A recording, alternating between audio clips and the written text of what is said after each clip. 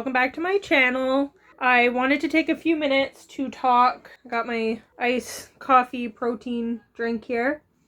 May is a very busy month for us with lots of different celebrations and everything going on, so I have a few videos planned. So May starts off with us kind of like an anniversary, May 3rd. So I want to talk about that for a little bit, really quick. I've been wanting to talk about the quarantine that we're all under right now, but I just haven't had the time or been able to put my thoughts into a coherent message. I don't really know what to say about this quarantine, honestly. It's different for sure. It's worldwide, which is really interesting, something that we are experiencing with everybody. We're all going through it and we're all handling it in different ways and we're all in different situations. Some of us are working, some are not, some have kids, some are single, some are all alone, some live in big families. We are blessed to be able to be together with my husband, even though he still has his job, thankfully. So there is a little bit of exposure there, but they've cut back on workers at his job and everything like that. And then my in-laws are back in town and they're a huge help to us with helping with babysitting and watching the kids, and so I can run out and do things even before the quarantine. But they just got back from the States because they're snowbirds, so they have like another day on isolation because they have their 14 days of isolation coming back, obviously across the border. And being in quarantine, obviously we're still not supposed to be able to see them, which is really hard, and my kids don't understand that, of course. And that's just it's really difficult for families to be separated during this time.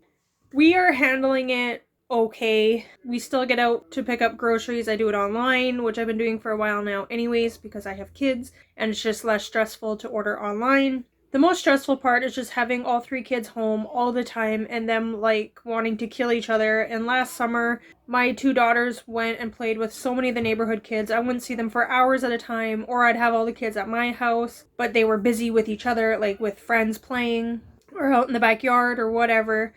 And so I find now that they're home all the time, it's obviously harder and I can't send them out like go play with your friends or invite a friend over or anything like that. So that's difficult. And my friend asked me if it would be harder or easier when the weather starts getting warmer. And I said a bit of both, because they can go outside and play more often and we can go for more walks and be a little bit more active, but it'll be harder because all the parks are closed. We won't be able to go to the water park. They won't be able to play with their friends like they used to, things like that. And even on a nice day, all the kids could be outside biking, but then it's like, don't touch each other, don't get near each other, you can talk to each other kind of, but yeah, it'll be hard that way for sure.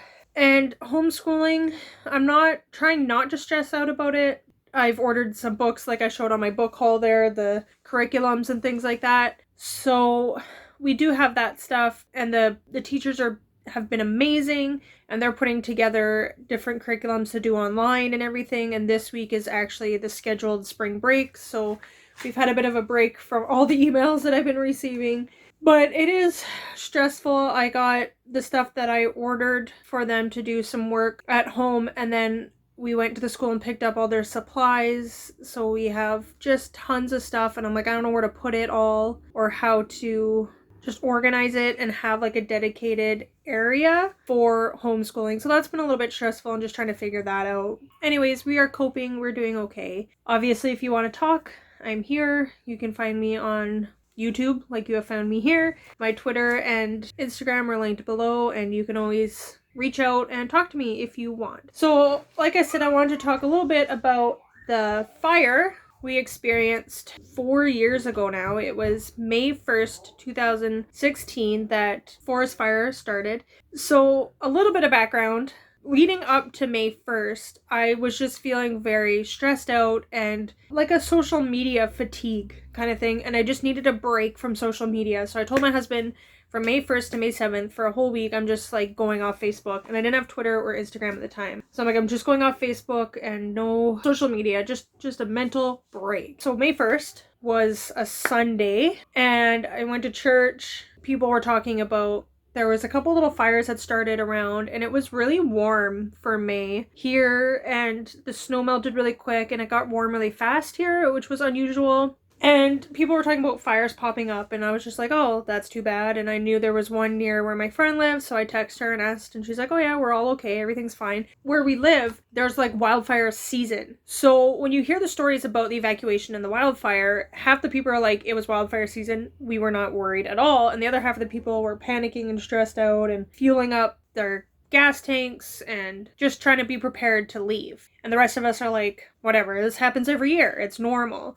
Our greatest threat from wildfires had been the bears being pushed into town, and I myself had never even personally seen a bear, but there were some out like at site where my husband works and stuff like that, and people did experience bears near their homes, but I had never personally seen one near where we are in the town. So I wasn't worried about the fires that were burning. When I went into the backyard, on my porch, I could see some plumes of smoke in another neighboring neighborhood.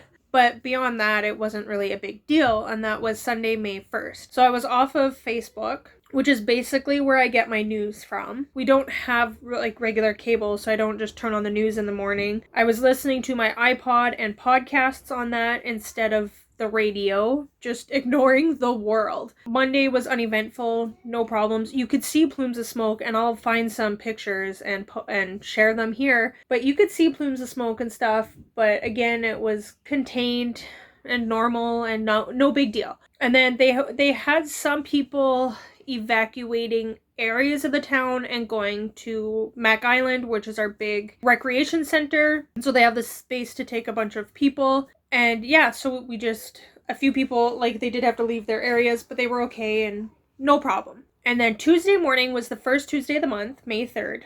And it's the 15% off groceries at Save on Foods. So I took my daughter, Sophie, who was 4 at the time. I took her to preschool, where my mother-in-law was working as a librarian.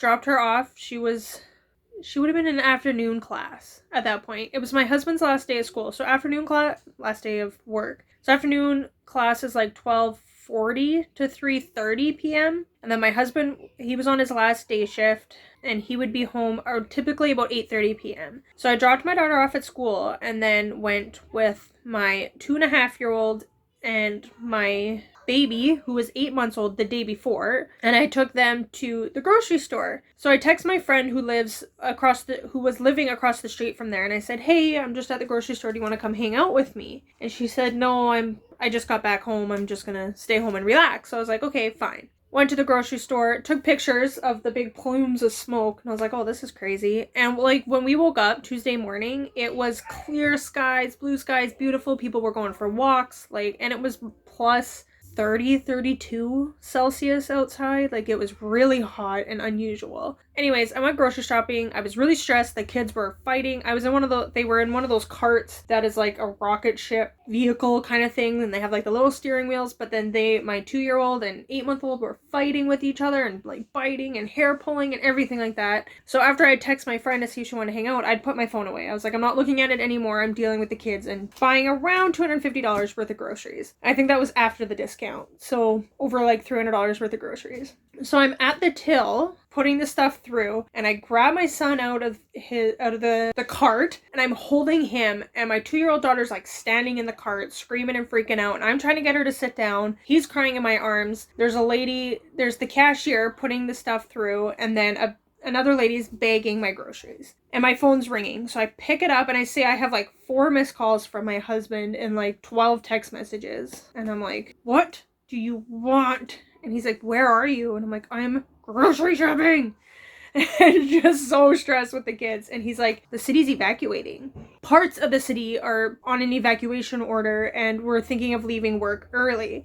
So this is sometime between 1 and 3 p.m. And I don't remember exactly. I think it was around 2. So I'm like, oh, okay. And he's like, so we might be home early. We're going to talk to the boss, see what's going on. So I was like, oh, okay. And he's like, go home. There's some money in this spot. Grab our documents, like passport, stuff like that. Grab all that stuff and just wait for me. So I was like, oh, okay. And again, I was listening to a podcast on the way there to the grocery store. So the lady who was packing my groceries is like, I'll help you bring your groceries to your car. And I was like, okay, thanks. And we go out and you see the big plumes of smoke again. And I said, my husband just called and said that they're evacuating. And she said, yeah, it's going to be a long day.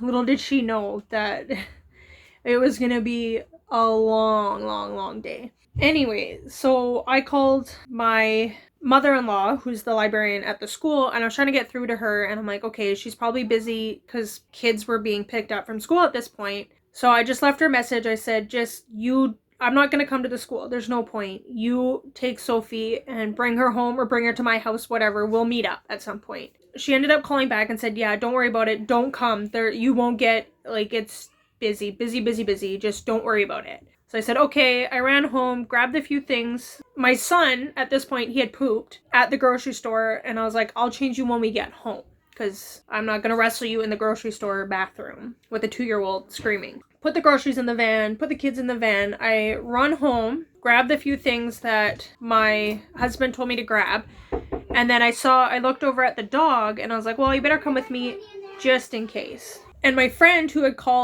I had texted to ask if she wanted to go grocery shopping, she called me, and she was back on the other side of town that was seriously on fire, and asked if I could pick up her boys at their school, which I was closer to. So I said, okay, grab the dog, grab the stuff, got back in the van, still haven't changed my poor son. And I looped around to get her kids, and then by the time I was just right beside the school, just so close, she called and said, never mind, a teacher's aide person took them, don't worry about it. So I was like, okay, whatever. Loop back around, and I never made it back home. The cops stopped me. I was like, I'm just trying to go back home, and they said, no, you can't go that way. So it was this crazy big thing. I had to go south, and then we didn't know if people were evacuating north, which where we live north, there's not much else north. You're kind of trapped in. We're pretty far north. Then there's Fort Mackay, and there's a couple of sites where my husband works and stuff like that. And then the sites have camps, so they were evacuating people to the camps. So, there would be food and beds and shelter and stuff like that, right? But if there's an emergency, if the fire keeps traveling north, then they're stuck and they're gonna have to fly out. So my husband made it back home. My mother-in-law got out of the school with our daughter and picked up my husband, and we never were able to meet back up again until about midnight that night. 2.5 hours south of the city. Thankfully, we both were able to go south. It's a 2.5-hour drive from here or a 2-hour drive. It's 200 kilometers. So traveling at highway speeds, it's about 2 hours from here to Wandering River, and it took us...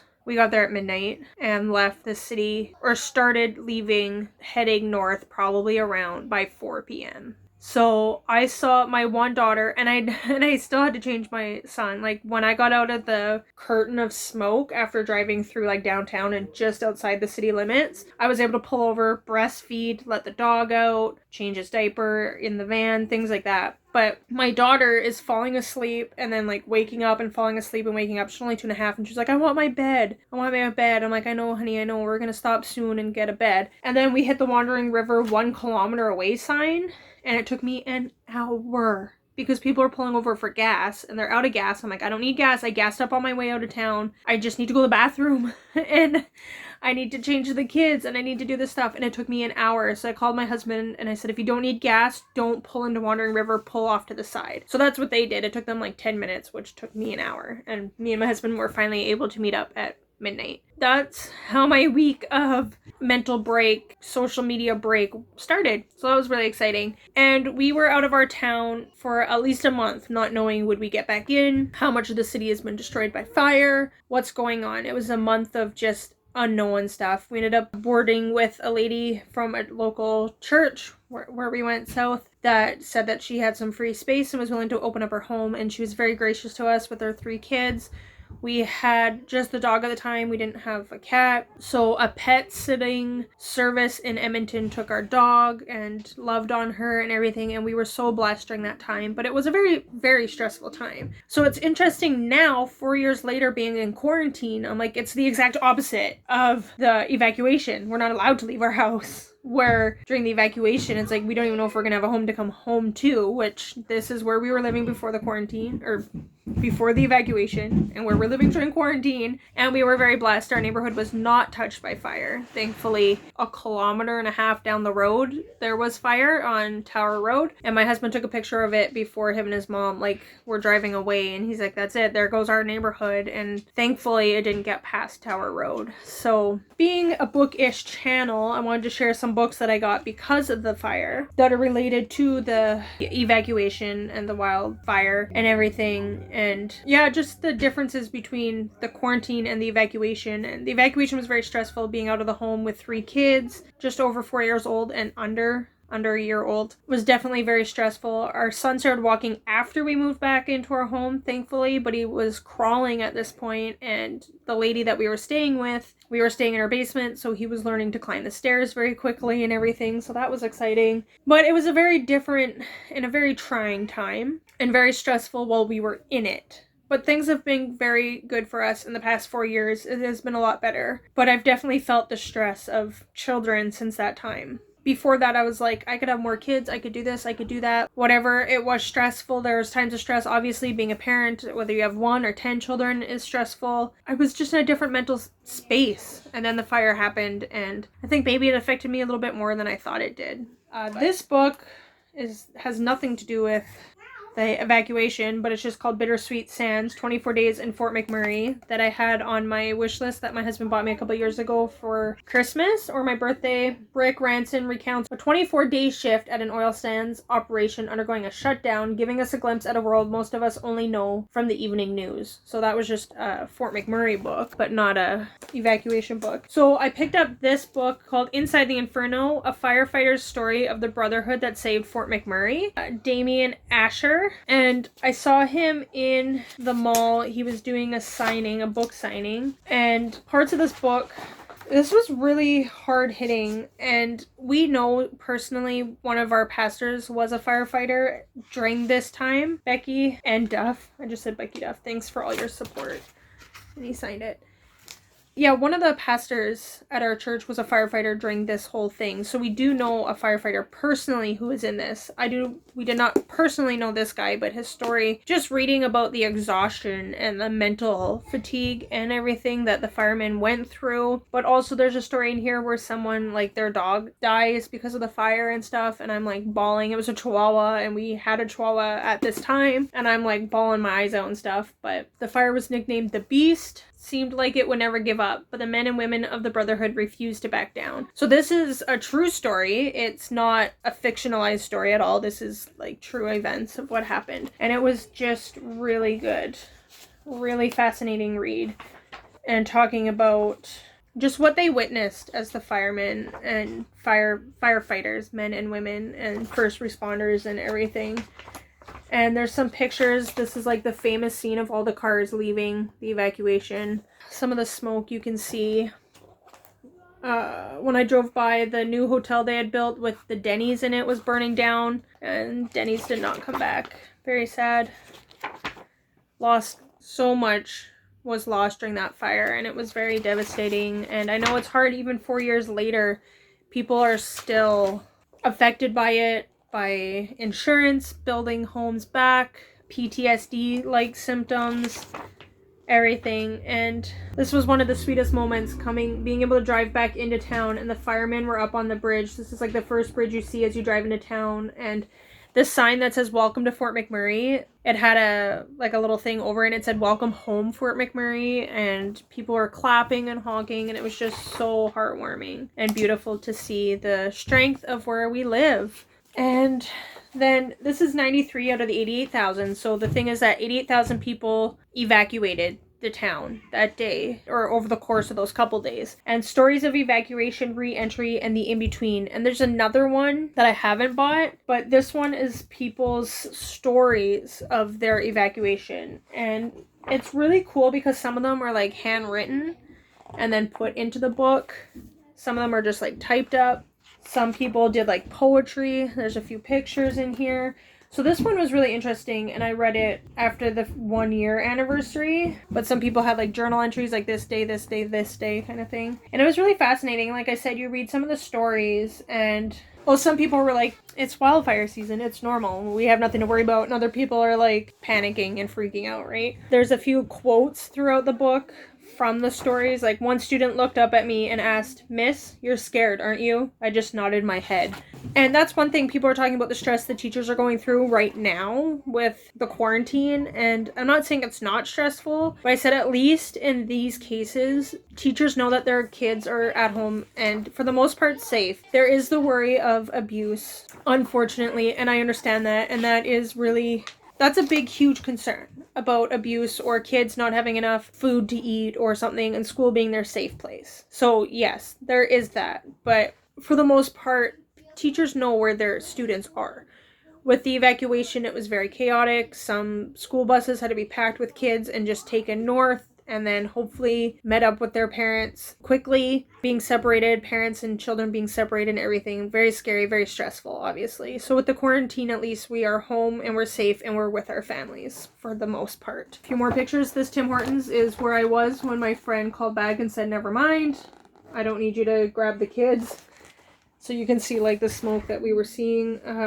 This is at different times of the day though. It didn't look like this when I drove by. But yeah, so I liked this book because it is just personal stories of what we were going through. We saw a lot of dash cam video of the fire and people driving through. Some people drew pictures, which I thought was really cool. So this is a neat thing just to kind of flip through and see people's stories. A lot of babies were born during this time. My friend gave birth to her. That's not her baby, but she gave birth. There was a lady that had twins, like that morning at the hospital, and then they had to be evacuated. So she had like a C-section and everything. My friend gave birth May 8th to her third child, and we evacuated May 3rd. This is one of the hills on fire. This is downtown, so I would have driven by this, but it wasn't quite that bad when I drove by. Such a crazy time in our lives, and such a weird thing to just know that we lived through this. And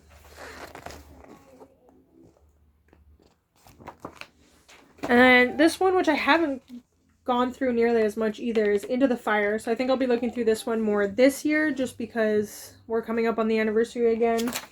So this is The Fight to Save Fort McMurray, a first-hand account of battling the beast. So this one, there was a few firefighters that wrote this one, and they also did a signing. So I got that signed. Becky Duff, and I picked up one for my friend as well, who moved away after the fire. But yeah, this one's like the story, but with pictures as well. I think more pictures. But yeah, so it was just a very crazy, crazy time, and now we're living in this crazy time of COVID and everything. So I don't know, like, me and my husband were talking about the things that we've experienced in our marriage, which I'll talk about in my marriage video because it's our anniversary in May as well. So we have a lot of the forest around here and a lot of walking trails and everything, which look totally different after the fire because so much was cut back and everything. Yeah, like, it's just crazy to think about. So that was a very small piece of my evacuation story. We are all doing well. We're all happy to be back home, obviously, and have since then mostly recovered after 4 years. But I know there's a lot of people out there who are still struggling. And again, if you want to reach out and talk to me, I'm here. I know we can't get together for coffee, but we can get together over voice chat or text message or whatever and share a coffee. And if you were experienced forest fire, if you lived here or elsewhere, or like, I know there's lots. There was the ones in BC the year after that, and then in California and Australia, and all the crazy things that are going on in the world right now. If you want to share your stories, comment down below. Let me know your crazy natural disaster survival stories. And thank you for watching, and I hope you're doing well and staying safe and staying healthy, and I'll see you next time. Bye!